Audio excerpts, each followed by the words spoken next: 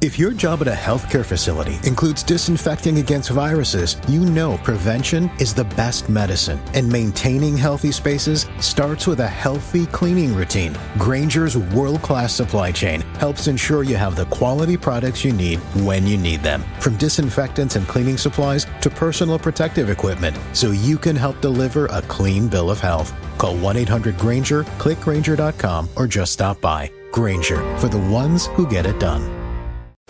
If you work in quality control at a candy factory, you know strict safety regulations come with the job. It's why you partner with Grainger. Grainger helps you find the high quality and compliant products your business needs to inspect, detect, and help correct issues. And the sweetest part is, everyone gets a product that's as safe to eat as it is delicious. Call 1-800-GRAINGER, click Grainger.com, or just stop by. Grainger, for the ones who get it done.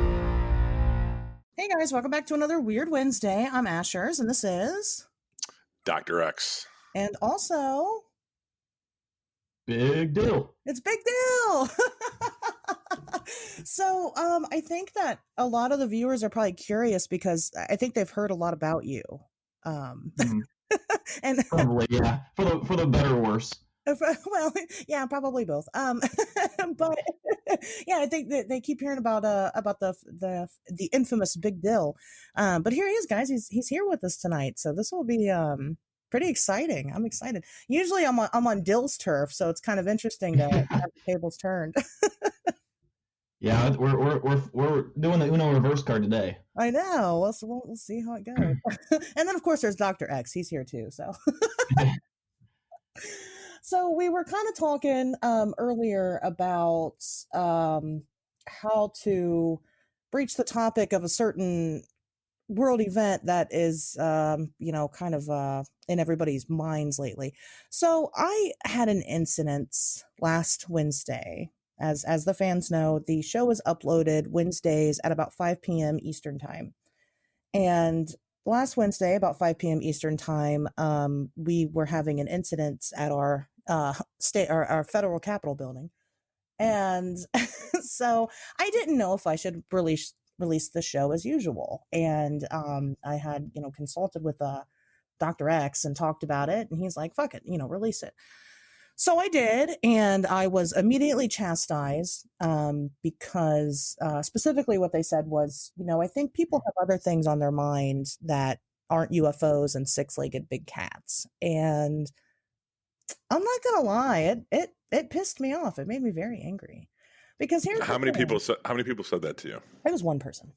All right, there you go. It was one person. I understand. But, I just want to make it pretty clear that, when me and my world and what I do is, I take my job very seriously. This is not a fun hobby for me. Like, this is what I do for a living. And so not just the podcast, but, the whole Fortean thing. And, to me personally, there's bigger issues out there than red versus blue in just America. I mean, the things that I deal with and talk about affect everybody on the entire planet. And humans aren't terribly important, in the grand scheme of things. So, if you just don't think that UFOs and six-legged cats are important, you can fuck off. So there's my there's my hot take on that. I'll second that. That's just, those things are very important. Oh yeah, for sure. But my approach to it was there was a lot of people on Twitter at that moment. And what better time to drop the podcast? Sorry. Everyone I knew was on Twitter talking about the thing we were all watching on TV. Right. And I just thought, okay, now for something completely different, UFOs and cats. But you know what? The thing is that we don't have a strictly American audience, so therefore American politics doesn't matter to those people. And also the people that are in America, maybe they were sick of seeing the politics. Maybe they wanted something different. Maybe they needed to take a break and get their mind off of what was going on immediately in their vicinity. And there's nothing wrong with being that outlet to have that. I agree. I subscribe to that belief, is that people need art and entertainment even more during these times. And it's not, it's not like we were trying to pull people away. You download the podcast now and you can listen to it on your ride into work the next day. Right. Right. It's going to be there 2 weeks from now, 2 months from now. It's going to be there. But there was a lot of eyes on Twitter, and we'd be idiots if we didn't capitalize on that. So. Yeah, but Dill Haters gonna hate. ended up streaming. You streamed Thursday night. You streamed the night. Like what you're saying, I'm a firm believer. If there is something negative going on in the world, you don't have to fall in line and also join the negativity and the hate and the, and with the negative vibes and energy. I don't care what happens. I mean, a tornado could wipe out the entire East Coast, and Florida could drift away off a cliff. I'm still streaming. I don't care. I mean, if people get pissed off, I do not give a shit. That's just how I am. Yeah. So I totally agree with you both. There's nothing wrong with that at all. Yeah. And so that's where I'm at. And guess what? That episode ended up doing very, very, very well. So apparently people needed it. Very well. Wonderful. It was a good thing. But yeah, so, I mean, obviously we kind of want to talk for just a minute about what happened. So there's a large group of people that believe that our election was rigged and that Donald Trump really won the presidency and that Joe Biden has just, like, again, he's rigged it all. And so they went down to stop the official certification count of the electoral ballots. From my understanding, the plan was to find those ballots and burn them. And they were unsuccessful in doing that. However, they did break into the Capitol building, which, while the Capitol building is usually open to the public and you can just walk right in, it was closed that day because they were conducting business. And it's turned into a whole big just nightmare that we're still hearing about a week later. So if you're not up to date, that's what happened. I disagree with what happened. I don't condone at all what took place. I think that that's the wrong way to go about it. If you want to get bad people out of office, you need to vote to do it, and you need to vote locally first of all, because your local governments are the people that are going to expand to your state governments, and your state governments are going to expand to your federal government. So that's how you should do it. And then now I am going to give the floor to either of you can speak on it if you'd like. Well, I think I don't have a huge opinion on it other than the fact that, I don't think violence, I don't know why it's always, it goes from a planned protest that whether it was, originally designed to be a peaceful protest, I doubt it. It didn't look like it.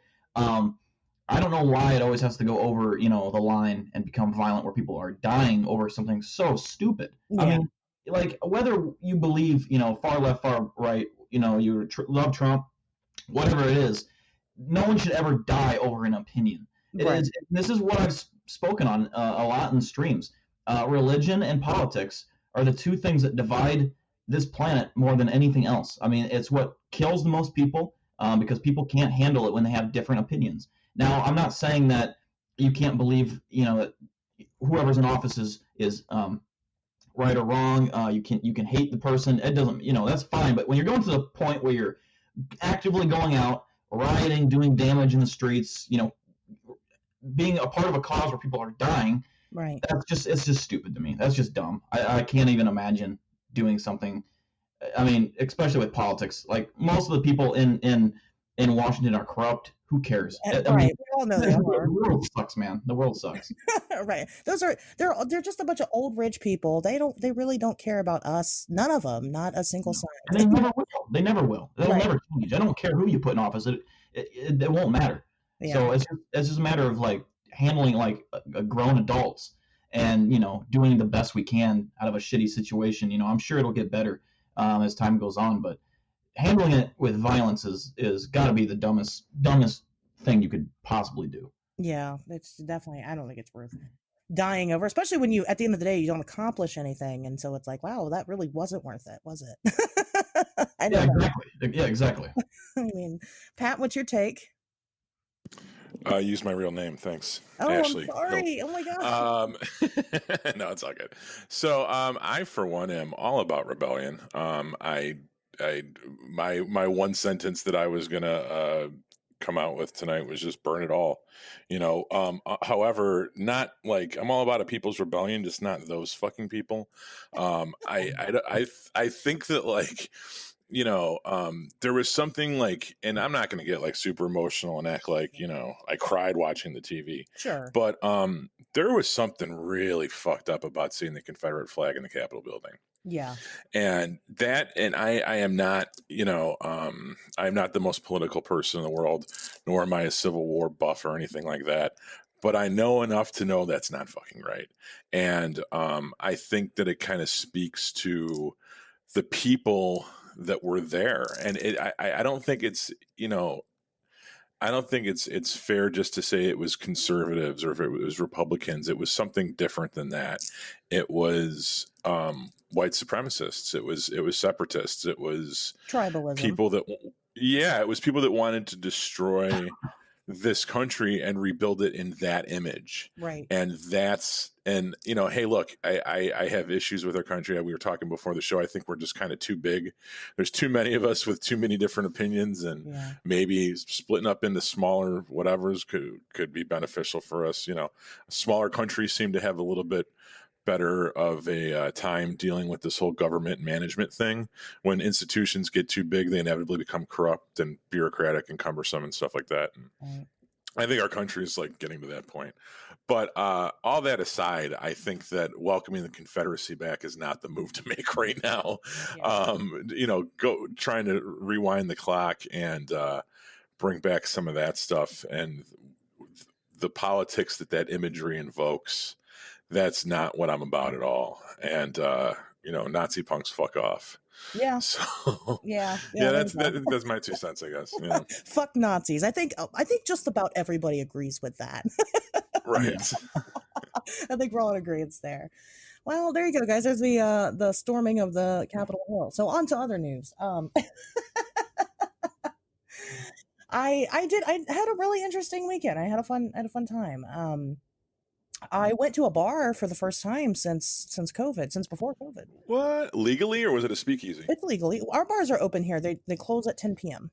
Oh, okay. So, well, actually, I'm sorry. Last call is at 10 p.m., but I think you can stay. No, everywhere closes at 10 p.m. I lied. The rules change every week, so but they're open.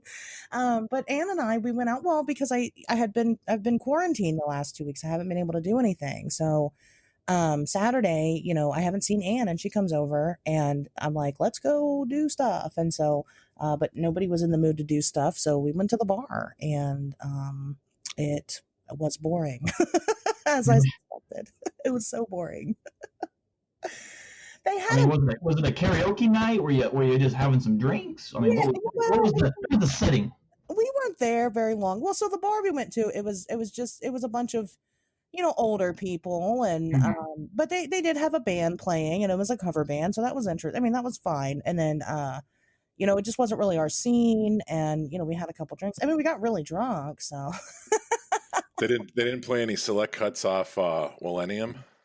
They did not. I requested Millennium, and they just did not. They're like, we don't Will Smith here, and I was immediately offended. I was like, well, okay, I got to leave then. It was all right. So we left. We went back to my house, and then we just continued to get drunk there. So, hell yeah. But it was fun. It was fine.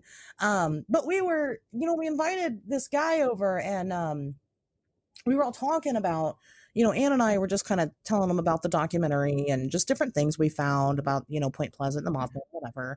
And he shares this bit of information about, so it's hard to explain to people that don't go down there. But when you leave the little like town area of Point Pleasant and you drive down to the TNT area, on your way down there, there's like these giant smokestacks, but it looks like a nuclear power plant, but it's not. But it looks straight from The Simpsons, a big nuclear power plant. So I'm like talking to the guy, and he's like, well, that used to be, and it's actually because Point Pleasant's right on the border of Ohio and West Virginia, and it's on the West Virginian side. So the smokestacks are on the Ohio side, because you're driving past down the river while you're going to the TNT area. So anyway, so we see them all the time, and he informs us of. Apparently, that area did used to be a nuclear power plant, and it exploded. And I was not aware of this. So now me and Ann have to go back down there. And granted, we have not really done much research or investigative work on the Ohio side of that area. And I guess it really doesn't. I'm not sure why not, because like the Mothman name was coined in Ohio because there were sightings of them here. So I don't know why. We've just never looked into it. So now we're going to go back again and figure all that out. So It'll be fun. More adventuring. Yeah, I mean, what would you do if you go in and investigate this, and you see Mothman posing, with his leg up, and he's just chilling on a a bridge or whatever? Are you gonna be scared? Are you gonna run, Ashley? No, I'm gonna run right into his arms. What are you talking about? I figured as much. And both. He's gonna get ravaged immediately. He's gonna get owned. He's the one that's gonna be trying to fly away. Oh, right. He's gonna be like, wow, these white men are crazy. He's like, oh shit.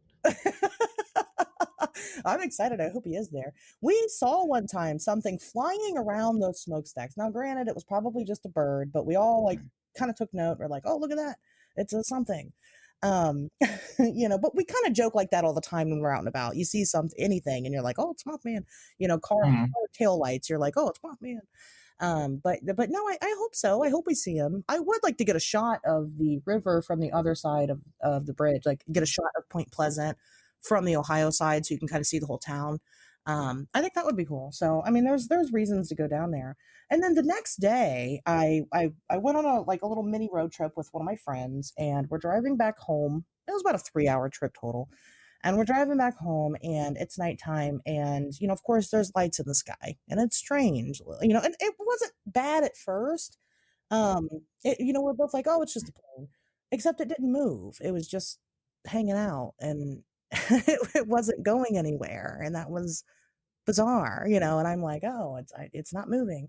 And why I don't record these things, I have no idea. I'm really bad at being a documentary filmmaker, but it was just another day in my life, I guess. I feel like I see so many unidentified lights in the sky that I mean, it's ridiculous almost. But who knows? I'm not like an aerial person. I don't know about planes and shit. There could be something that, could have very well have that capability to stand there suspended in air, but it did eventually fly off. So I don't know. Well, I mean, as long as it's a verified United States aircraft, or really any aircraft that we know of, and this could exclude some secret military stuff, Right. obviously stuff we don't know about, but if it doesn't have the red and green blinking lights, it's not anything known to us publicly.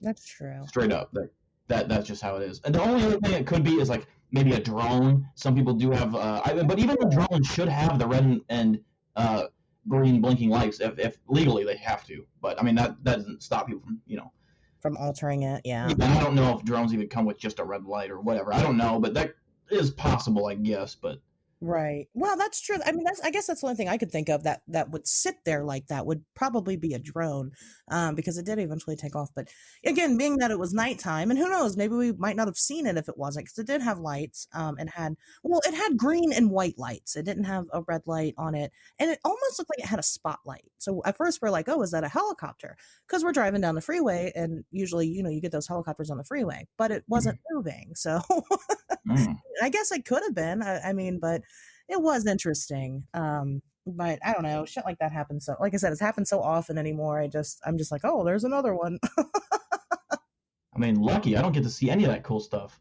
If you're outside, and especially in the wintertime, for more than 5 seconds, you get frostbite. I mean, the wind just assaults you in the face, and I'm like, I don't care if there's UFO. I'm going inside. But Yeah, that's true. I told you about what I saw. God, this would have been back in October. What I saw when I was driving home one night. This was back to my mom's home, which is about 30 miles away from where I live. Yeah. And I'm coming around this curve in the road on the highway, and I see what looks like a jumbo jet that's just hovering in midair, really low to the ground. There's no airports anywhere for it to land that it would be that low. But I swear to God, it was not moving, and I didn't have enough time to stop and pull over and look out because I was in a rush. We were going to a funeral, and I was already running late. And I didn't have there's cars everywhere, so I didn't want to crash and die. But Right. I thought about that for a long time. I'm like, what the hell could that have been? I mean, I don't know if it was I just can't think of a logical explanation for how. I mean, it was still high up, but for a jumbo jet, it was super low. You know what I mean? So it could have been height or something like that. But I don't know. I've been thinking about it. It was all white in color, and it looked like a jumbo jet. It didn't look like a UFO or anything, but it just wasn't moving.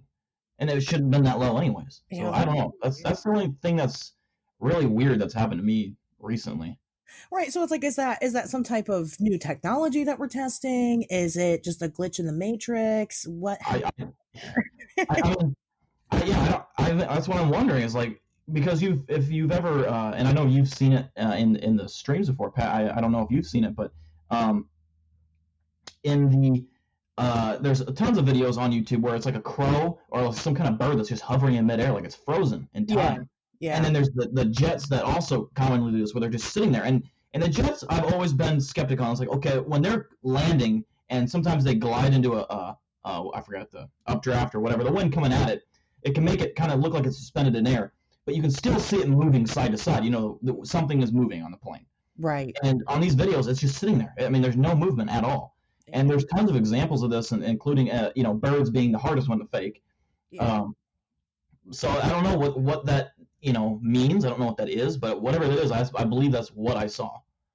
Yeah. It's been kind of a growing trend. I always like the bird videos. They're really they're neat. I mean, if it is a fake, it's a good fake, because it definitely makes you think. But it does seem to happen so often. So many people doing it, and it's not like you can get like a decoy and suspend it from what I don't know, a clothesline. I'm not sure how you could even fake that. I guess good editing, CGI maybe, but it's not like these are people that are like, it's not like they're being released by people that are like in like the movie industry or big YouTube channels, regular people that have these videos.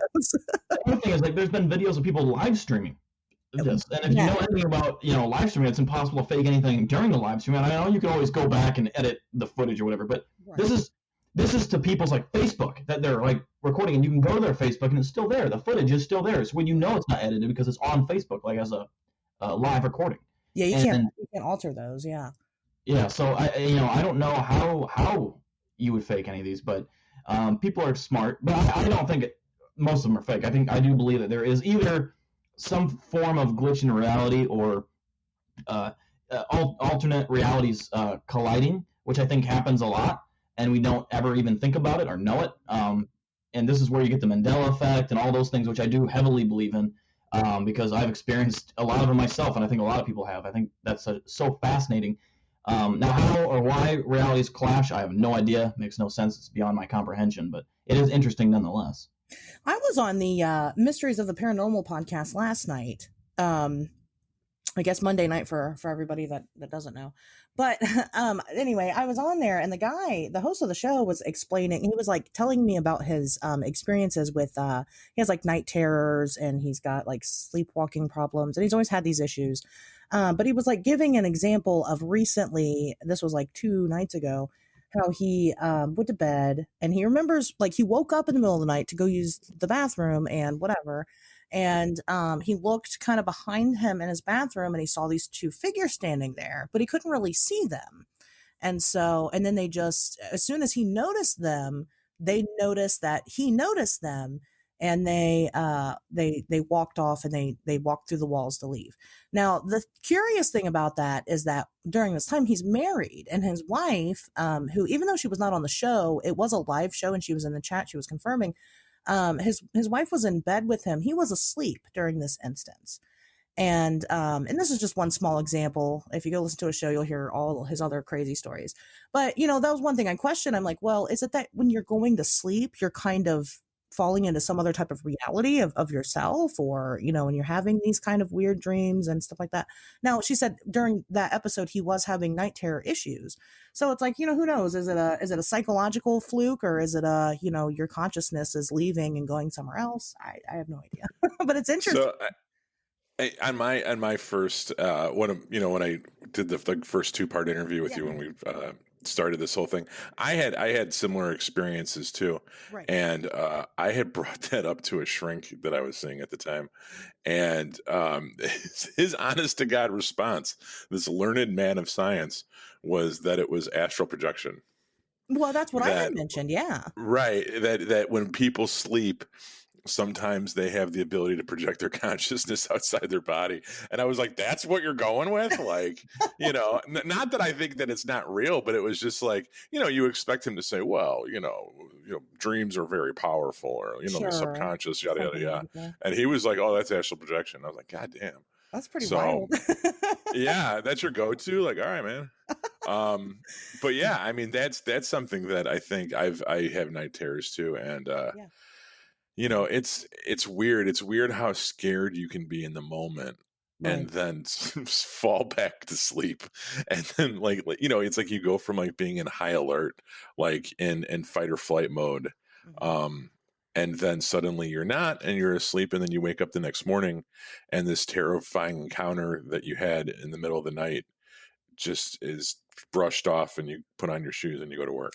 Well, this You guy know, was not intending on going to bed last night and had been awake since 5 a.m. yesterday morning. And so his is kind of now, because it's ramped up so much, has been ongoing. He's scared to go to sleep because he genuinely thinks that he is having some type of supernatural experience. So I'm not sure what's going to come out of it. They've invited me to come back on the show every Monday, but I don't know if I'll come back every Monday. But if anything does happen, I'll definitely report. But I'm interested to know like the details and things like that of his experiences, because it is interesting. You know, who knows how many of these experiences are legit paranormal or if they're just something psychological that can, because I'm a sleepwalker and, you know, I don't remember any of the things that I do, but I know that I wake up and I go do crazy things and go back to bed. Most of the time I change clothes and, I don't know, it just depends. One time I was sleepwalking and my sister, was in the living room and I walked out to the living room and you know she asked what I was doing and my sister's deaf and I was still able to sign to her, use sign language, and just I don't remember what I told her I was doing, but I signed to her and then I went back to bed. And I don't remember any of it. So I don't know. yeah, I used to get up in the middle of the night and pee in the hamper sometimes. That wasn't really sleepwalking though. I was just shit faced. I had a buddy once who his brother-in-law was crashing on the couch, and he gets up in the middle of the night, and my friend, and he walks into the kitchen and he opens up the refrigerator door and he pisses into the refrigerator, Oh. pisses in the refrigerator while his brother-in-law is on the couch watching him, and they wake up the next morning. And the brother-in-law is like sleeping on the couch. He wakes up. The sister's there. My buddy, his wife, you know, they're all there. And she, you know, my friend's wife is like yelling at him, like, "What the? You fucking drunk? Like, we're not doing this anymore. You're not smoking weed and drinking whiskey. This happens all the fucking time." And he's like, "I'm sorry." And the brother-in-law is like, "Yeah, I saw him. He got up at like 3 and he did it." And his wife goes, "Well, why didn't you stop him?" And he goes, "Well, because it was his house." He can piss in his clothes if he wants to. Yeah, what am I going to say to him? I'm That's grateful he's letting me a crash. fair point. Yeah, I'm grateful he's letting me crash on the couch. I'm not going to tell a man what to do in his own house. So, Wow, that's good stuff. yeah, that sleepwalking thing. Of all the sleep issues I've had over the years, I've never developed that one. I'm so grateful because I don't think psychologically I could wrap my head around waking up in different parts of the house and not remembering how I got there, or different clothes. I think I would just. I've never like woken up during an episode. Like I'm back to bed. Well, I guess it has happened, but I don't think it's as extreme as some people think it is. I don't know if that's a problem now. I live alone, and except for my dog. How is that not missing? How does that not get like construed as missing time though? Like if you fall asleep on the couch and you're wearing outfit A, and then you wake up the next morning in bed wearing outfit B, like how do you process that as sleepwalking and not like holy fuck, like this was a whole different thing that happened? Well, like, because I guess that's a good point. I mean, who knows? It could have been. I guess because I had always lived with people who had confirmed what was going on while I was sleepwalking. You know, Yeah. so, you know, but for a long time, I mean, I was getting concerned. I was like, am I going to like try to leave the house one of these days? Right.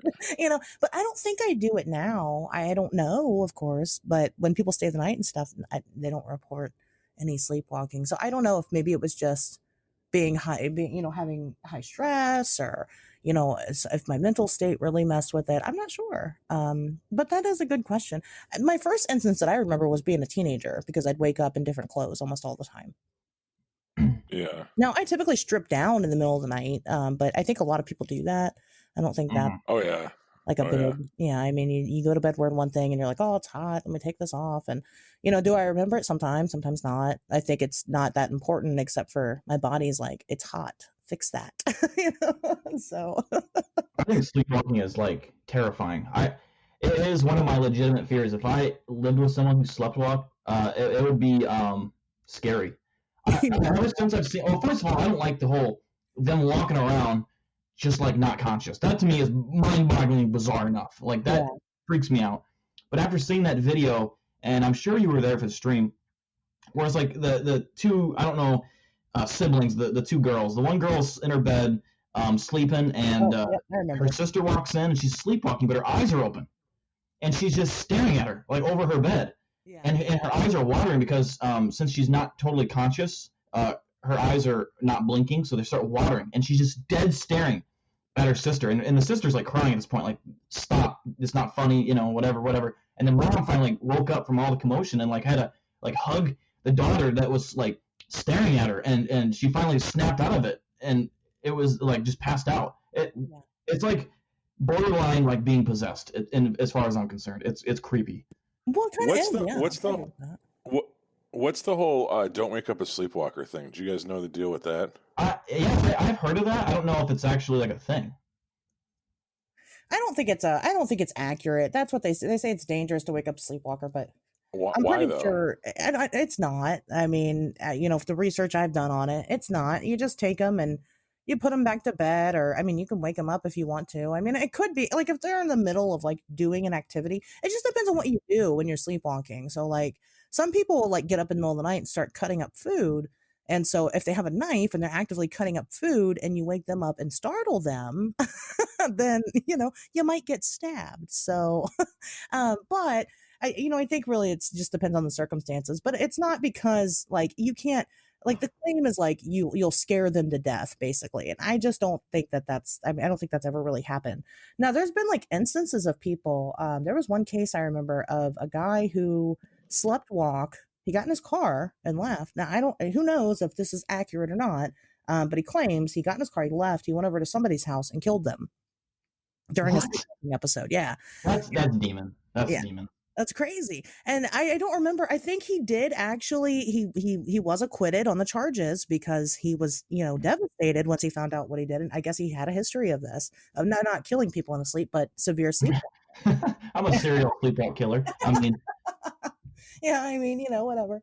But yeah, so it just depends on the severity of your sleepwalking instances. But when you usually sleepwalk, your eyes are closed usually, aren't they? Just depends. Some people will sleep with their eyes open, even if they don't sleepwalk. Their eyes will open. I just can't wrap my head around like how you're not conscious, but you're able to do things like without being able to see. Like cutting up, food or putting clothes on or walking around the house, like just completely running into things and hurting yourself. I don't get how you could. I mean, I know muscle memory is a real thing, and it probably helps. If you've lived somewhere for so long, you kind of just know how to walk around with your eyes closed. Yeah. But it's just the fact that you're not even conscious. And your body is just doing this. I mean, that's bizarre to me. It's really bizarre, and that's why I don't like it. I think if I ever, got married to a woman who did this, I mean, there'd be problems. It sounds to me like sleep paralysis in the opposite direction, because like when you obviously part of sleep paralysis is the paralysis part, and this is like you're very much not paralyzed because you're walking around cutting up cucumbers, but it's the same kind of like detached. And I've never slept walk, so I don't know. But I do the sleep paralysis thing from time to time. And it sounds like it's the same kind of detached from reality, yet still there. Where like when you have sleep paralysis and you're laying in bed, and you're laying in bed, but your senses are telling you that all these other things are going on that maybe they are, maybe they're not. I don't know. That's the big debate. And whether or not night terrors are just that, and night terrors are whether or not you're peeking behind the veil because you're half awake or because you're sensing some kind of demonic intrusion. Right. But it sounds like a more benign, higher functioning version of that, which makes both of them seem even more just kind of, I don't want to say natural because it's not something that everybody has, but definitely not supernatural. It's just a byproduct of our brain functions. You know what I mean? It kind of sometimes is. Because I don't remember sleepwalking ever. Like I have. If you think about what a complex power down sleeping is in general, like the fact that like your body shuts down and then you kind of go into like this mini hibernation and you dream and your mind's really active, and you're a lot of times your dreams are just like that's what nightmares are, is like, people think that nightmares are the reason we have nightmares is because they're survival scenarios that our brains are running through. to Yeah. try to practice. Like cavemen would have nightmares about being chased by saber-toothed tigers. That way, if they actually got chased by a saber-toothed tiger, they would know how to respond, or they would have some kind of, it's like running a simulation. It's like going in the danger room or something, Yeah. right? So if so sleep is already like this really complex, like crazy thing. And if you think about how often we do it, like literally every single night of our lives, it would make sense that like all the people in the world, that much sleep, you're going to have, just through probability, these little pockets of abnormalities where like things go haywire, where like you have sleep paralysis, or you sleepwalk, or you do this or you do that, and like I think the whole like driving a car and murdering someone and not knowing about it, that those are the outliers, right? You know about that story because it's so fucking unique and out there. Yeah. It's not something that happens on a regular basis at all. Yeah. You know? Yeah. We actually did a whole episode on the podcast back, when it was Ivy and I, back in May about sleep. So, if you guys want to check that out, you definitely can. We kind of went into a lot of different things about, what sleep is, into astral projection, sleep issues like sleepwalking and stuff. So we kind of, I guess we've covered that already. Gosh, I've been doing the show for so long. I forget. This is my 20th episode.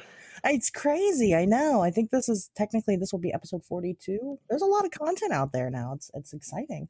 But yeah, so there is an episode on sleep. If you want my personal take on sleep, but there was Dr. X's take on sleep and Big Dill. So, but I want to get to the kind of meat of the conversation. A couple people have heard Large Dylan now say that he streams. Dill, what do you do exactly? You want to tell the people kind of what you do and what your Dill is? Well, as you know, I have, according to Ash, I have dill holes, and that's a term coined by I either you or Ann, but I blame both of you. But yeah, I don't do much. I mean, I really don't. I stream. I get drunk on the stream. I give my thoughts and opinions on certain topics. I do make videos that's probably the only thing I guess I do. I make tons of content spread across the board. There's really nothing specific other than just cryptids and paranormal. Yeah. But I made basically one viral video back in 2017, I believe, by accident. Totally not even intending to do that, and I just kind of ran with it, and here I am. Do you want to talk about the Skinwalker video? I can, yeah, sure. Yeah, I mean, tell people kind of why you made it and maybe why it might have gotten as big as it did.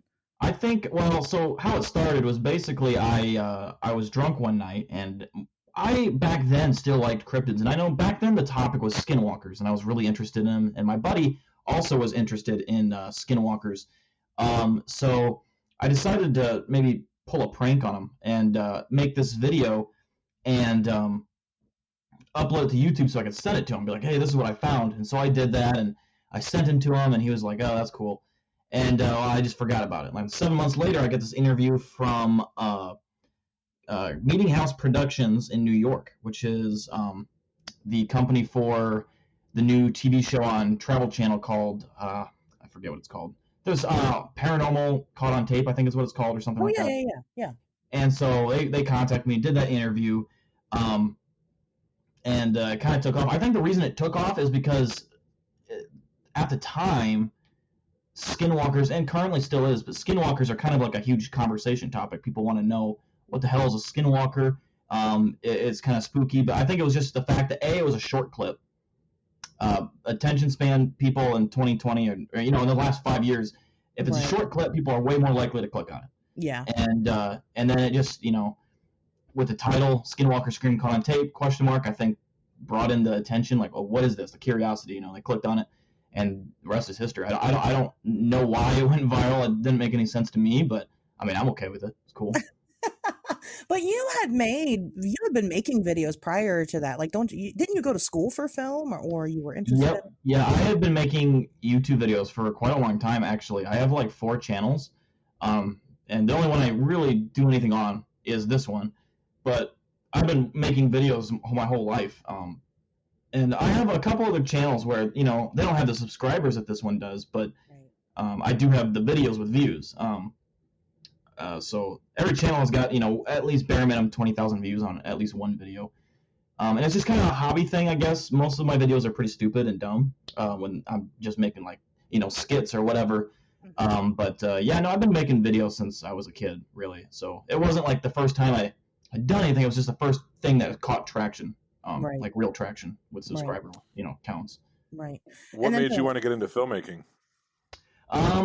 That's a good question. I think I just had an urge since I was a young kid, and I think what probably contributed to it is my dad got this video camera back in the day, and I thought that was the most cool thing ever, and I wanted to film with it and just take cool, videos and whatnot.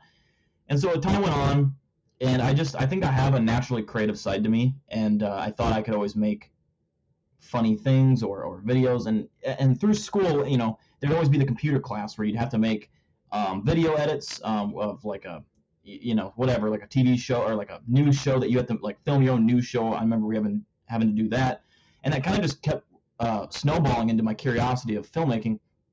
And by the time I got to I'd say 8th grade, 9th grade, I got my first video camera for Christmas, which is just a flip recorder, just nothing special. And I started making a lot of content with that. So then it just kept snowballing and gradually becoming more and more serious. And by the time I went to college, I was like, I think I want to do that. I want to go to Hollywood and make movies. So I went there, and then I realized it's not what I want to do, but I still had the passion for it. It's just not something I wanted to do full time. But it was. What turns you up?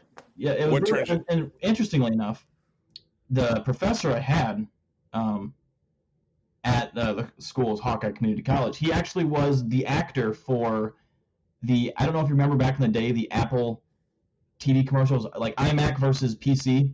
Oh yeah. And he was the PC. He was the guy that played the PC. And so I know there's multiple PC guys, but he was one of the guys that played the PC dude. That's cool. So yeah.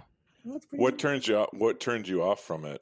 So so you're on this trajectory and like you're doing it and you've been doing it for so long, and then you get to school and you see it in a formal setting, and was it just like this is work, or was it just it was a mixture of like I'm doing stuff that isn't in my lane, and to get to Hollywood, you have to be like basically everyone's bitch.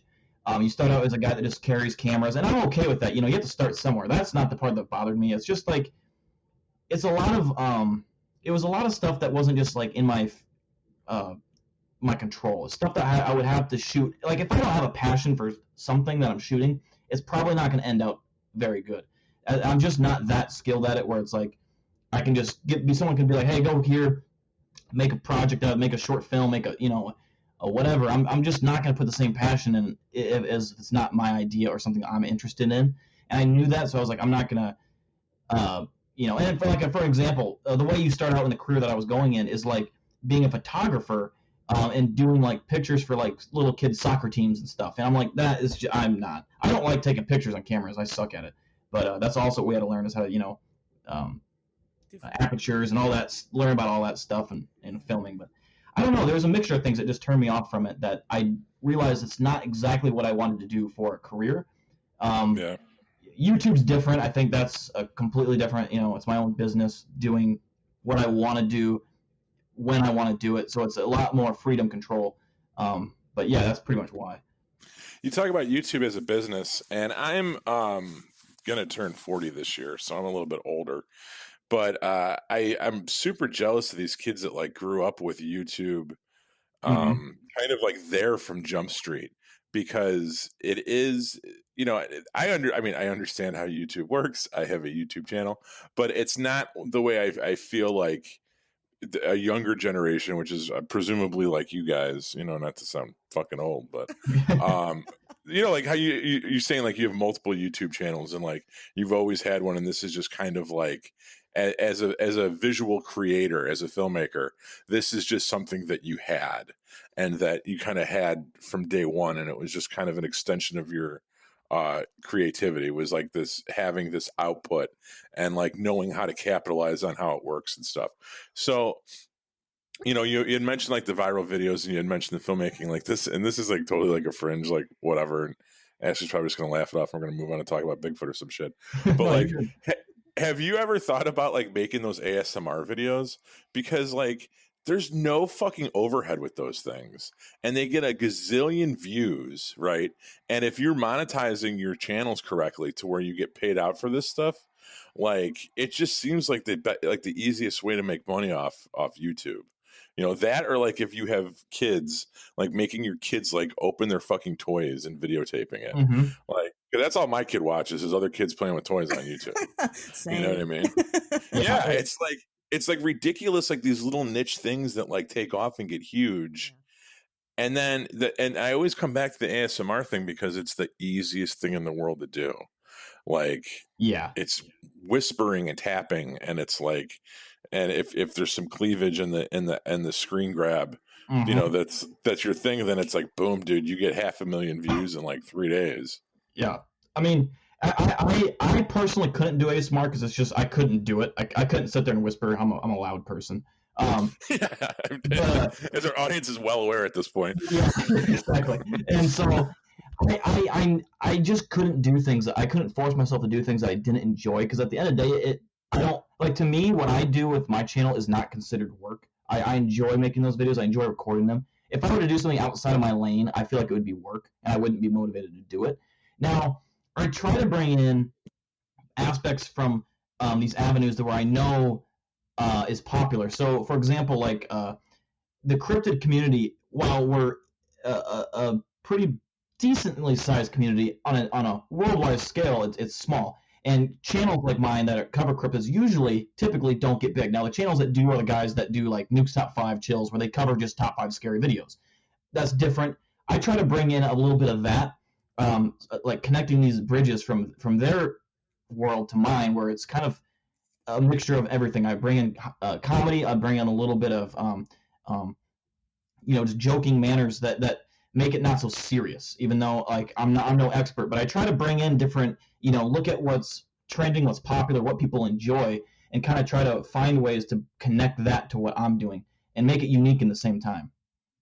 So that's I'll interject for a second. So that's how I found your channel, not because of just things you post, but because full circle here, I was doing research for the podcast when it was a baby, a little baby podcast. And so me and Ivy were just going through YouTube, and we're looking at like top 5 cryptids and, top cryptids. So we came across one of your top 5 cryptid videos, and her and I just absolutely loved it. We're like, what is this? This is so ridiculous, but like, it's great because it's accurate, but yeah. It's fun, and so it was really interesting seeing it from that perspective, because you don't get a lot of comedy in this community. And, it's like, well, why not? Like, why are they so afraid? I guess because we're already like chastised enough. So I guess maybe, there's a stigma behind trying to be funny. But that's, a lot of what we do here on the podcast is, I mean, gosh, Dr. X and I, we're a comedy duo. I mean, all the way, we really are. But we also talk about, very serious stuff. So the fact that you have cornered this market, because there isn't a market for cryptid comedy, and you've done it. You've been very successful at it so far, with the different things that you do. And now you've got this cryptid news coming up, and it's been great. I don't know how well it's been doing. I don't look at your numbers like that, but I think it's going to be amazing. And a lot of people think that. So I'm excited for it. I think it's going to be I think the cryptid news is big, because I think if that does take off, and so far it hasn't. Usually with a lot of my videos, I know the top 5 cryptid videos are starting to slowly take off now. I think episode 2 is now getting close to 17,000 views. It takes a while, the way people find my videos, because I have my own subscribers that'll watch, but for them to kind of grow big, it's got to, like I talked before, those lanes that connect, Nuke's Top 5, all those, I kind of connect these, little bridges, and they can kind of trickle in and find them in recommendations, and you kind of understanding the YouTube algorithm to how you can find someone's video by clicking on videos that you normally watch, and stealing kind of the attention from them. And the cryptid news, I think I'm excited for. It's a lot of work. It takes usually a whole weekend to record and edit, but it's a mixture of like stupid, just really stupid, dumb comedy. Like, it's not even like good comedy. It's intentionally dumb. And then a mixture of real news. And I think that is, it's fast paced. It's fairly short. I think they're like 5 minutes long max. I've also kind of dabbled in the idea that maybe I could do just the real part, like just the audio, a 3-minute video every once in a while, just cryptid news. I've also thought about just doing that because with YouTube today, the shorter, the better. And if people see a short video, is almost 100% more likely they're going to click on it if it's something in what they're looking for, or even if it's not. They're going to be like, if the thumbnail catches their attention, and most importantly of all things, the title. If the title is either intriguing, that makes you go, what the hell is this? What is this? And that makes you want to just click on it and find out. Now, if the video's short, they're almost always going to watch the whole thing.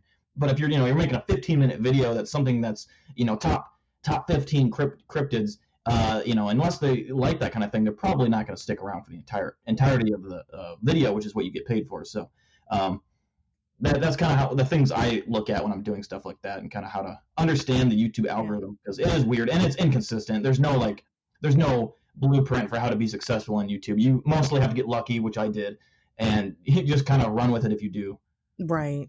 I mean, otherwise it's just a very, very slow crawl to get somewhere. And, it can happen. It's just like you said, your best bet is to get lucky. But, one thing that like I've noticed is that, in my community, of course, I network with all these other cryptid people and, all these people that are in the business, and, they'll like share videos and they'll share podcasts, and I'll try and listen to them and watch them. And it's not that the topic matter isn't interesting. It's just that I'm bored to death.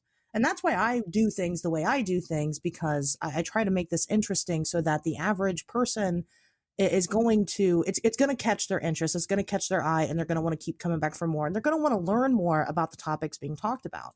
So one thing that I've noticed with your demographic is that you have a lot of young people that follow you. And that's fantastic, because you're starting these people out early. And even though, a lot of them are pretty young, they're going to remember, 10 years later that they're interested in this stuff, and they're still going to want to continue to learn about it and read about it. And I think that's pretty neat. So, and the awesome thing about the younger demographic is, they're more likely, I feel, to tell their friends about, hey, I watch this cool channel, watch this video. They hang out with their friends a lot more often. They're, watching, especially when, kids nowadays, when they hang out, they're probably watching YouTube videos or playing video games or whatever. When we were all kids, we were outside playing, riding bikes around town, stuff like that. That's not a thing anymore. Really, I don't feel like. So they're more likely to, and also, I think when the younger you are, the more willing you are to have an open mind. Like, you're not constricted, like, oh, I don't believe in aliens, no way, or stuff like that. I think you're more like, oh, okay, I mean, you don't know. And depending on how old you are, of course, you haven't really formed your own full opinion that's your own. So I think that having the younger demographic is important. I do like a lot of the older demographic too, because it's nice to have, like, not just children watching you, but I don't mind it at all. No, for sure. Yeah. I didn't realize, until everybody, until I'd been on your stream, and then I had some of your fans come in to me to talk to me, and I'm realizing that, some of these kids are, I mean, they're right there, they're 13, and I'm like, oh, I should probably stop being such a gross bitch on the chat then. Because but I mean, gosh, they're on the internet. They got to be prepared. But yeah, so it was fascinating. I was like, oh wow, really? I had no idea. And then of course I spoke with, I'm friends with Ryan Tremblay as well. Him and I have talked about it also, because him and I have been talking about doing this, like podcast for kids, like paranormal podcast for kids. And he's like, we should get Dill in on it, because Dill, he loves that kind of stuff. And I'm like, yes, we should. Yeah. So eventually we'll get that going here. But that's, I thought that was cool. Let's change gears a little bit. Let's talk about Paco. Paco. Yeah. Oh boy. Paco actually has a really interesting origin story. Okay. So do you remember back when I ordered that camera and it got stolen? Were you there for any of that drama? No, so by the time I started following you, Paco was already a thing. So no. Okay. So this would have been before you got there. Well, anyways, there's and I can't remember how I met her. It was either through Clown's stream or my stream. And I won't say her name, not that I care. It's not her actual name. Her YouTube name is Boston Actress. I don't know if you've ever seen her on Twitter. via other people retweeting. But basically, she's an actress that has done a lot of big movies, and she caught wind of me from somewhere, and so she started tuning into my live streams, and then she started like texting me and trying to like come hang out with me. And she lives in Boston, and I was like, okay, whatever. And she's hot, whatever. And so around that time, I had ordered $1,400 worth of equipment for my YouTube channel, and including a $700 camera. Well, I had it set up so that I ordered so I would be home when it got here. Right. Well, it got here early, and someone stole all $1,400 worth of my stuff. Ooh. And I never got any of it back. So the whole camera dilemma started because I had to contact. I didn't buy it through Amazon. I bought the camera through a site called, oh God, what is it called?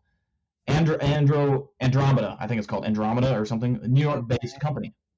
Okay. And I, for 4 months, could not get them to answer me. Like they, you call them and they'd give you this whole BS about, contact our claims team, and it'd just be a circle. Well, she helped me get it back or whatever. But the one thing out of all of that mess that wasn't stolen was Paco.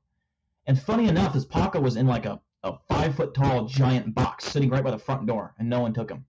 So Paco was the lone survivor, and here he is today. And I believe he was sold out. I'm sure the stock has been, it's been restocked, but he was sold out for a long time. So I got like one of the last Pacos, and he here he is.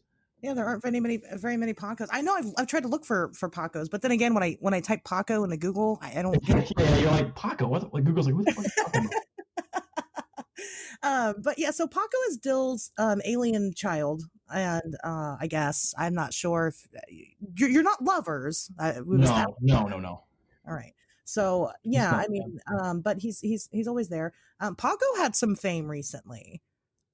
Yes, he did with his new, now ex-girlfriend, Trisha Paytas. Yeah, Paco was rented out by and how did that exchange happen? Did she just reach out to you randomly, or? No, so she actually didn't reach out to me at all. That was like a whole. She had the same thing that I have, and just like made a porno with it. Oh, it wasn't actually your Paco? No. It was not. It was not my actual Paco. No.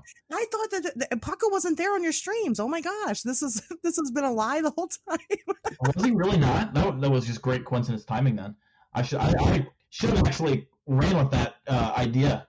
I had no idea about it. I was just kind of running with the joke, but I didn't realize. Yeah, I didn't realize you actually thought that. No, he wasn't actually like with Trisha. That would have been awesome. But kind I thought it was your Paco. She would have destroyed him. I think like his arm is barely hanging on as it is. I think his arm would be completely dismembered. Yeah, you're probably right. Well, so then obviously they're sold somewhere, so I can find one somewhere. They're on Amazon. It's just like a giant. They're like $250, $300. It's for like I think it's just called Giant Alien or something like that. I'll have to look it up and find one. That's so funny. No, my mind is blown now. I thought like I was sold on this story, Dill. I'm a little disappointed. Oh man, I'm disappointed for you. I mean, that would have been awesome. You just broke my heart. Oh my goodness. Well, that's okay because now I can come and sexually assault your Paco. Yeah, he's always there. I mean, I don't care what he dabbles into. He's a sexual deviant. He's all over the place. Sometimes you catch him in weird positions, but for the most part, he for the streams, I make him sit down. He knows. Does he pay rent or anything? He doesn't like. No, he's a freeloader. I mean, wow. The dude's a bum. I understand why you kick his ass all the time now. Yeah. I used to beat him every stream because people like thought it was funny, and I actually almost ripped his arm off one time. So now I don't beat him anymore. Oh. One arm pocket would kind of be badass in a way. Well, that's true. I have an alien skeleton. I've got two of them now because the one, his arm fell off, so I bought another one. But I'm like, well, now I have two of them, so I sit them up on my dining room table, and they're like chit chatting, and they're hilarious. Nice. I don't know. I got issues. You got to stay entertained in Ohio somehow. Oh, yeah. That's so funny. Gosh, I'm blindsided now. I just cannot believe that's not what happened. Wow. Yeah, sadly, it's not. I wish. Wow, I should title this episode "Dill Tells All." The honest truth. That is hilarious. So right now you're doing the cryptid news, and then you've got your I can't think of the title of it right now. It's slipping from me. Your animation, I guess. Oh, the Cryptid War. Yeah. So what? Yeah. Did that just start off as like just another joke, and it's just kind of turned into something else, or? So that started off with basically at the end of every live stream for like probably 20 to 30 live streams. I would do. I don't know how one day it just started. I think I started out as a joke, and then people were like, "That was really good. You should do that every stream." So I did, and every stream I would tell. It was all off the top of my head. I wouldn't have anything written down. I just tell a story. I'd plug people from the chat in there, and all the characters that I've told about, and you can find in that first episode are like characters that I came up with in my head in that first couple series. Okay. And I slowly kept every episode, kept building it up with new cryptids coming in. And it sucks I didn't have that like documented, so I could I don't feel like going through all that footage again. It's just a Right. story, but there were some good stories in there, and then it just turned into a thing where I was like, "Fuck it, I'm just gonna make a video on it." And while it was like a really cheapo like video, I think it was funny. It was like It's picture fun. animation kind of like where just the picture images move. It was hilarious to me. I thought it was so dumb. But the new one, it's gonna be quite the thing. I think I underestimated how quite hard it's gonna be to do this, but I did hire an artist, and we are gonna do it. It's taking a lot longer than what I expected because every character I want done right, and I want him to have his own touch on it as well. So we're kind of still working through the characters. I mean, it's gonna be a while, unfortunately, before it drops, which I was hoping it'd be early this year, but to actually draw all these scenes, it takes a lot of time. So. But yeah, I'm excited for it. It's one of those things. I don't think it's going to turn into a huge hit series or anything like that, but it is just something for the fans, I think, at this point. I think it's a very personal, kind of experience for everybody. And I think that, I think a lot of people are going to enjoy it, especially I'm excited to see the updated artwork. And even though like at the time when I watched your first one, I didn't know the people that, that were in it. Like I didn't know who Serena was, I didn't know who any of these people were. And so, it was still very entertaining as a humor in general, because it's goofy as hell. Yeah, it is like something someone on crack would make. I mean, it doesn't make any sense. Just What all of is it, this guy doing? edits and everything. I mean, it's just all very goofy.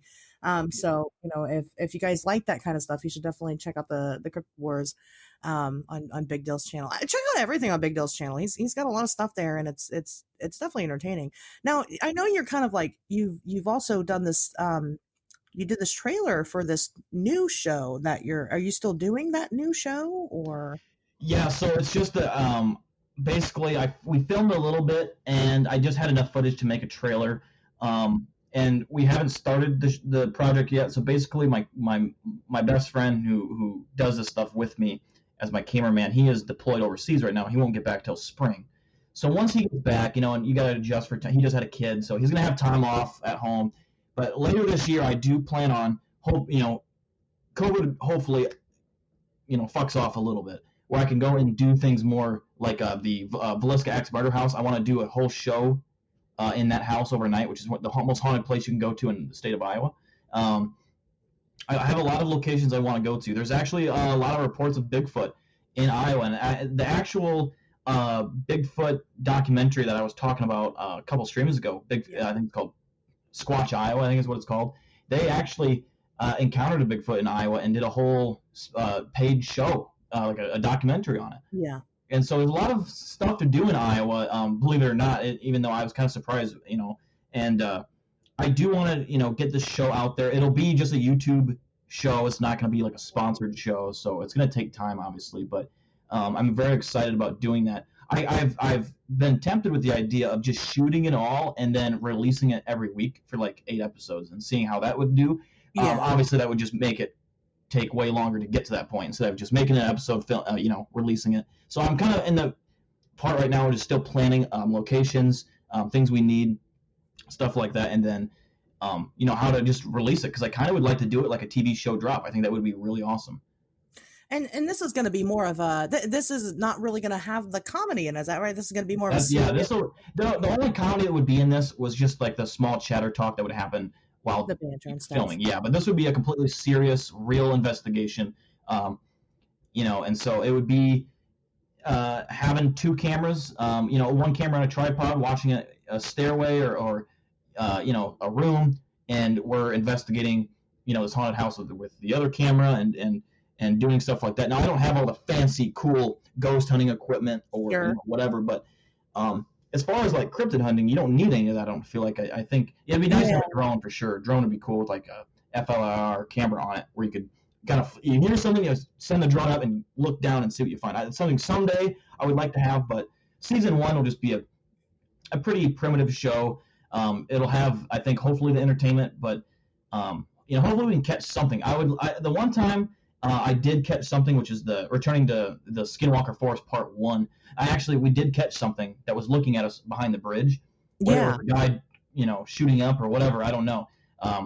There was something that was bipedal, and you can see it in the footage that kind of peeks over and looks at us and then crawls back away. So that was the only thing I've ever really encountered on camera. But hopefully with this show, we can catch something pretty cool. If not, just entertaining, I'm excited about it. I know that we've been talking about, me and my crew have been talking about coming to Iowa for a while, which we are still very much going to do. It's hard right now. It's winter, and all of the places that we need to go to are in the Midwest, and it's cold, and they're not in fun places. So, and then, we always have to plan and make sure that, when we're going to spend the money to travel on things, we have to make sure that we're doing it, for the sake of something big, or, something that's going to be decently big.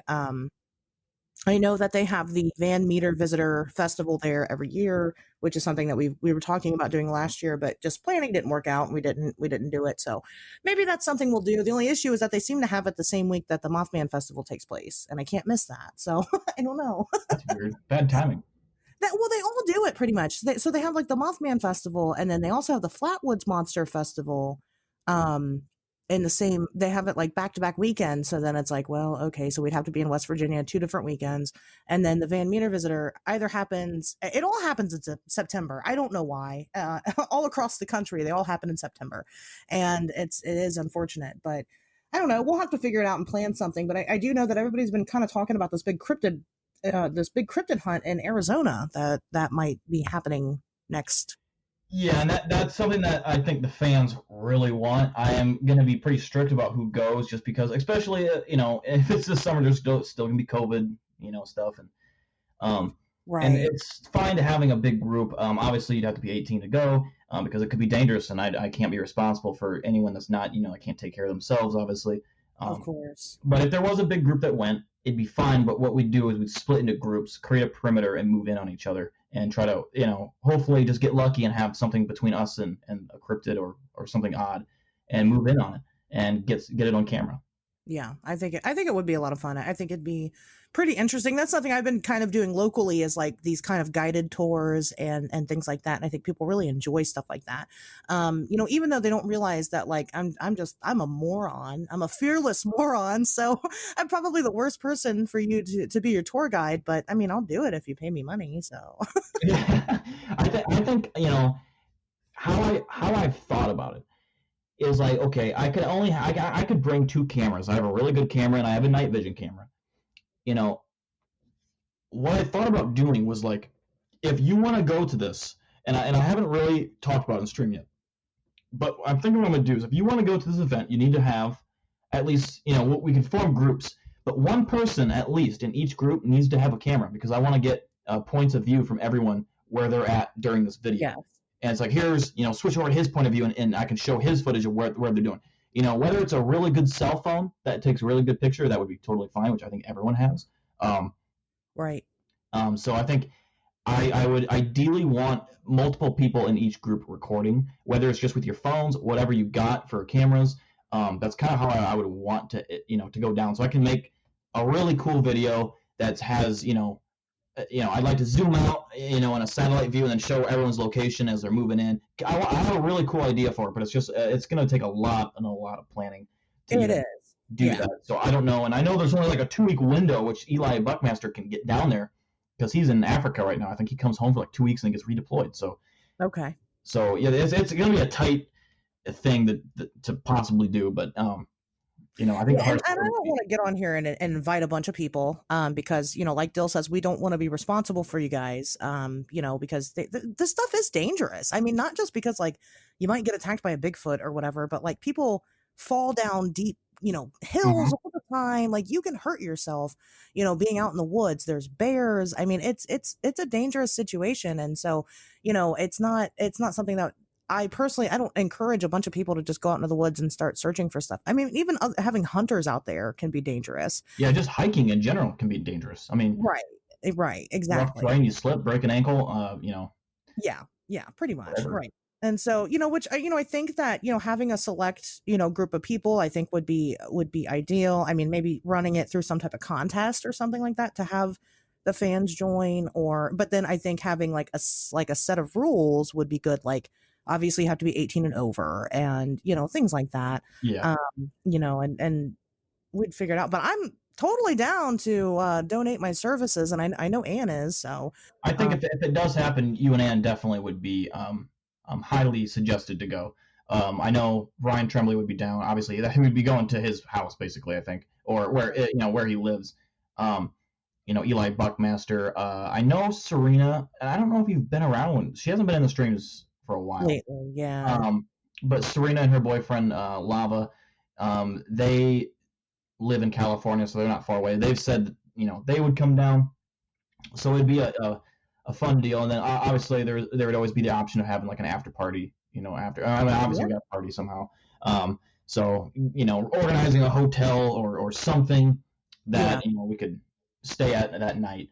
But I don't know. That's just ideas. Right at this point, nothing's official, but who knows what happens? As long as COVID doesn't freak out again, and by that time, which would be August, is when it would probably have to happen. Hopefully by then it can kind of slow down a little bit. Right. We'll see. Be able to do it. Yeah, exactly. But I think it would be fun. So definitely tune into Dill's channel for that kind of stuff. But Dill, what's your stream schedule? Tell everybody when you're doing your streams.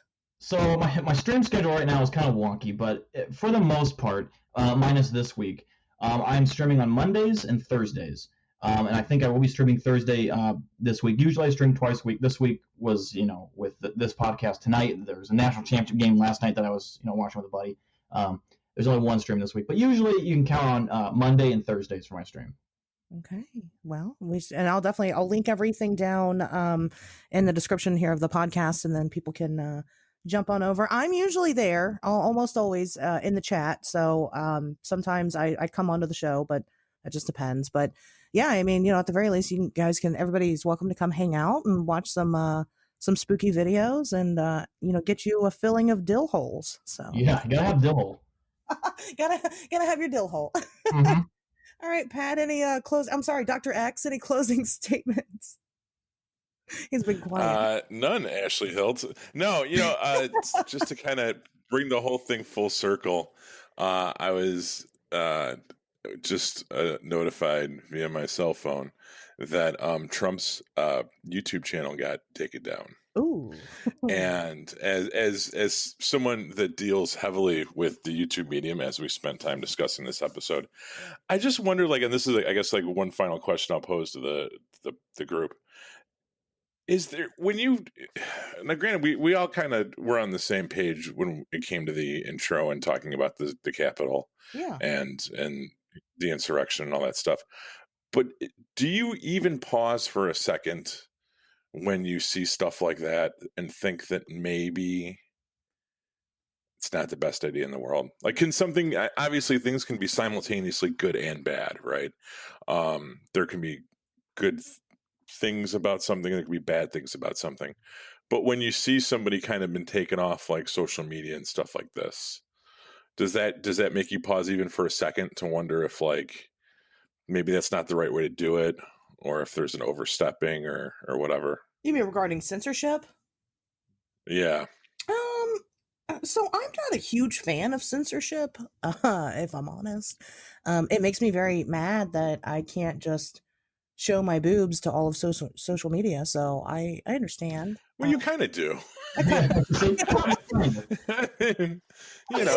you know what Instagram posts to go back to. Sorry, my nipples. I can't show my nipples to all of social media. and it's disappointing to me. So I'm not big about censoring things because, I feel like everybody deserves a voice of some sort.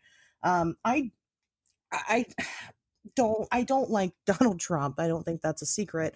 Um, and I think he's a big stupid head, but I do feel like it has gone a little bit far with the censorship, because they're taking him down on everything. Now, that's not because he's the president and he needs a platform to address people on. He can jump on the news at any point in time and address the nation. He doesn't Mhm. need Twitter or Facebook or whatever to do that. But like to take him off Snapchat is a little silly. However, the problem is not just Trump right now. And I think a lot of people aren't understanding that. It's that he has a group of people that are colluding to do nefarious things because they're misinterpreting everything that he has to say and to go attack other people and go take down the Capitol building. And Yeah, that's but dangerous. yeah, I think it's dangerous to martyr him too, and I think that's kind of what they're doing when they keep stripping him all these things away from him. Yeah. I mean, think about when's the last time just zoom out for a second. When's the last time that the news censored a sitting U.S. president like this? Well, you're Now, right. granted, some of the things that he's saying are irresponsible and not in the best interest of the country. I understand that, but when has it ever been the newspaper's decision to or journalist or the media's decision to medium's like responsibility to decide what's in the best interest of the country? Then who's decide? You know what I mean? Like it just. I don't know. I just saw that and like there was another thing. There was a website here in Chicago that recently just got taken down today. It was called Second City Cop, and it was a newsletter that was written by obviously people with insight into the inner workings of the Chicago Police Department, Okay. and which has definitely had its problems. I'm not defending them at all, Sure. but it was interesting to read for a different perspective.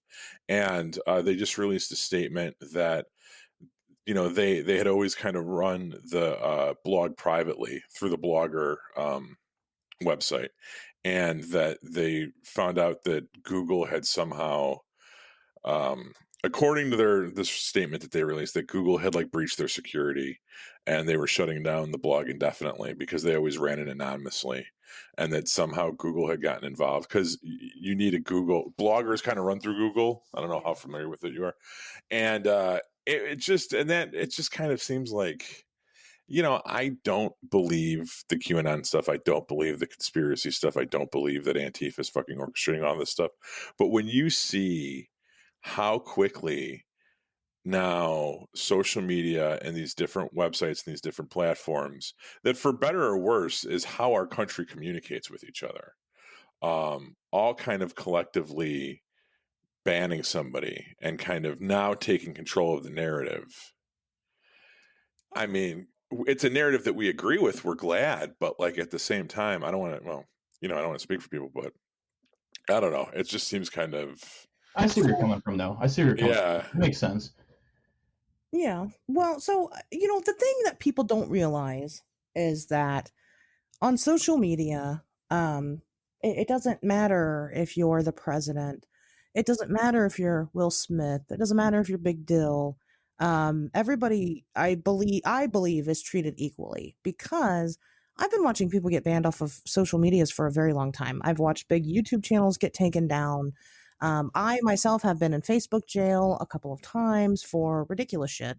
And it's not, this isn't a new concept. I think that people are getting too tied up with who it is and they're getting confused because again, they're just people at the end of the day. They're still just people.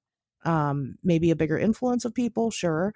But this isn't, I don't think this is unreasonable for these platforms to do that.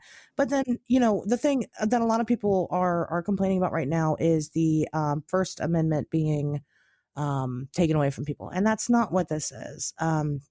Everybody had decided in 2016 when that baker refused to bake the gay wedding cake, the Supreme Court ruled that it was not a violation of the First Amendment right because it's a private business. It's not the government silencing you. It's a business silencing you.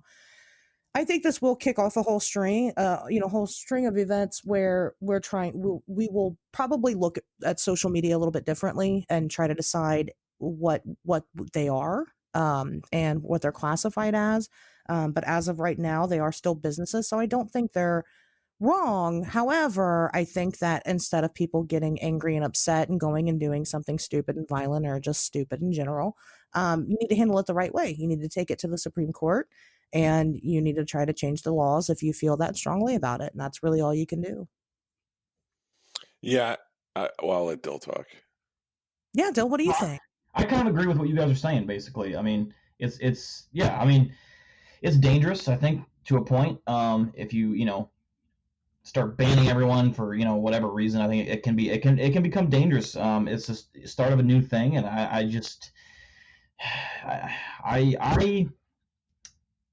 don't know if I don't watch news and politics. I don't know if I agree with it or not. I really don't know. It's kind of like maybe someday we'll look back and see if there was repercussions from this or not. So I honestly don't know. But I kind of agree with what you guys have been saying on both sides. Yeah. I mean, I'm not a politician. I didn't go to school for that. I'm just some girl that wants to have an alien harem. So at the end of the day. What did you get thrown in Facebook jail for? The first time was for saying men are trash. Really? Yeah. Yeah, I did. And then the second time was for some dude had sent me an unwarranted dick pic, so I took a screenshot of it. Now I blocked out the picture of his dick and posted it, and I got in trouble because I was sharing nudes. I took screenshots of the conversation, blocked out his dick, and shared it to shame him, and I got in trouble. Rest in peace. Yeah, the one day I was banned for like a week. I was like, wow, this sucks. But I don't really use Facebook like that anyway. So I don't know. I like other platforms better. And so, I mean, it was whatever. But now I know, like, if it happens again, and I've had a lot of warnings with just various things, and it's always stupid because it's not like I'm ever doing anything inherently wrong. Like the men are trash comment, it wasn't like in the midst of like bullying anybody or anything. It was a joke. It was supposed to be funny, and it got taken down. And then, like I said, the nudes thing was just kind of ridiculous because I was being sexually harassed, and I got in trouble for it. So what the fuck? What kind of shit is that? So yeah, that's what I've been. That's what I get in trouble for. So I don't shame dudes as much as I used to. I shouldn't say that. Now I'm gonna get all kinds of dicks in my inbox, more than the usual. Yeah. But I don't. Dicks in your inbox. Gosh, you should see it. I should sell tickets to my inbox. Jesus. That's terrible. Yeah. But it's the truth. So no, I mean, I just, it does happen to people. Your trash compactor. It's something else. It's wild. It's a garbage disposal. Yeah. It really is. It's a fucking cesspool. But yeah, I had a friend that was completely banned, and I don't really understand why. He doesn't really understand why, but he got completely banned off of Facebook. And he's not allowed to make an account. And so it's crazy because it's not even just like, oh, make a new email address and do it. I guess they used his like phone location, like his GPS on his phone, and like I guess his IP address maybe on his phone, and was like, nope, you can't do this. And so they get pretty serious. So I don't know. I think they'll reinstate his accounts once this inauguration goes through. He's not the president anymore, and a little bit of time passes. I think they'll let him back on. I just think right now they're trying to make a point and trying to show that, we don't agree with what's been happening and we won't tolerate it. And Gotcha. That's that. So is that the right way to go about it? I don't know. I couldn't tell you. But right now they're not breaking any laws. So what can you do? Right. But all right then. Well, I guess we will go ahead and on that note, we'll end there. Hopefully next week we'll have some really riveting topics. I'm excited to see what happens. We're still waiting for that 190, or what is it, the 90 days disclosure, the 180 days disclosure. Yeah. Is that how long we have? We're still waiting for something to come out of that. Well, next week we'll have the inauguration, won't we? That's like the day that we're recording. Is it? When's the inauguration? The 20th? Is that the 20th? I don't know what day it is. Oh, it's when that's when our show drops, but shit's supposed to happen on the 19th. So of course, our show's going to drop on the inauguration. Inauguration day. So we're going to piss more people off. Right. Or at least just that one guy. Anyway, all right. Well, we'll just see what's to come. Nobody really knows right now. It's a very strange time. But we'll just see what happens, and hopefully we'll see you guys next Wednesday.